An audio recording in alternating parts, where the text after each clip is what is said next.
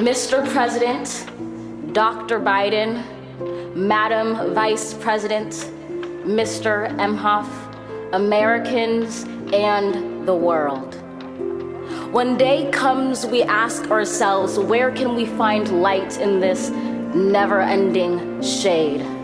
The loss we carry, a sea we must wade. We've braved the belly of the beast.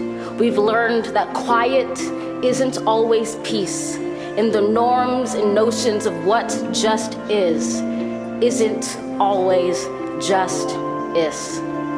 And yet the dawn is ours before we knew it. Somehow we do it. Somehow we've weathered and witnessed a nation that isn't broken, but simply unfinished. We, the successors of a country and a time where a skinny black girl descended from slaves and raised by a single mother can dream of becoming president, only to find herself reciting for one.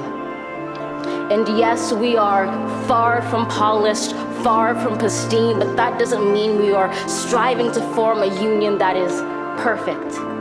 We are striving to forge our union with purpose, to compose a country committed to all cultures, colors, characters, and conditions of man.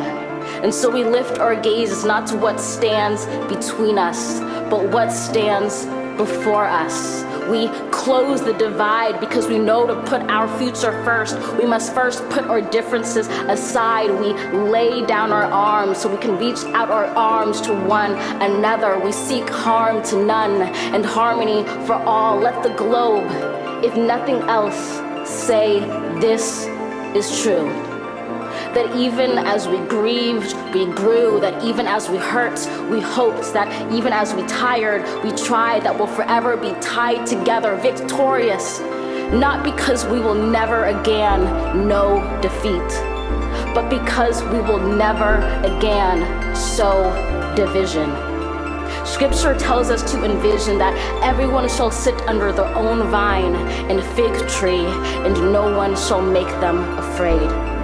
If we're to live up to our own time, then victory won't lie in the blade, but in all the bridges we've made. That is the promised glade, the hill we climb, if only we dare it. Because being American is more than a pride we inherit. It's the past we step into and how we repair it. We've seen a force that would shatter our nation rather than share it, would destroy our country if it meant delaying democracy. And this effort very nearly succeeded. But while democracy can be periodically delayed, it can never be permanently defeated.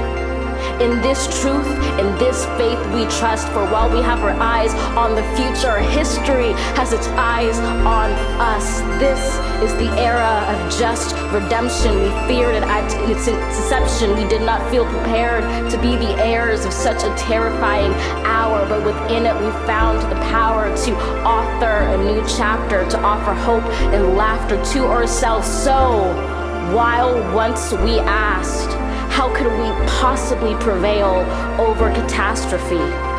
Now we assert, how could catastrophe possibly prevail over us? We will not march back to what was, but move to what shall be, a country that is bruised but whole, benevolent but bold, fierce and free. We will not be turned around or interrupted by intimidation, because we know our inaction and inertia will be the inheritance of the next generation. Our blunders become their burdens, but one thing is certain. If we merge mercy with might and might with right, then love becomes our legacy and change our children's birthright.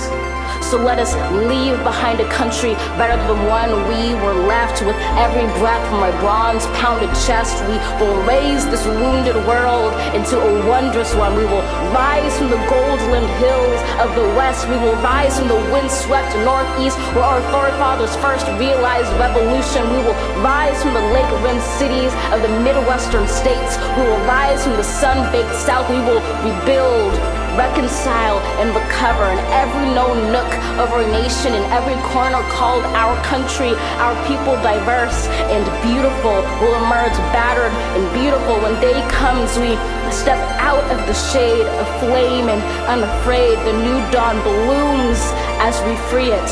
For there is always light, if only we're brave enough to see it, if only we're brave enough to be it.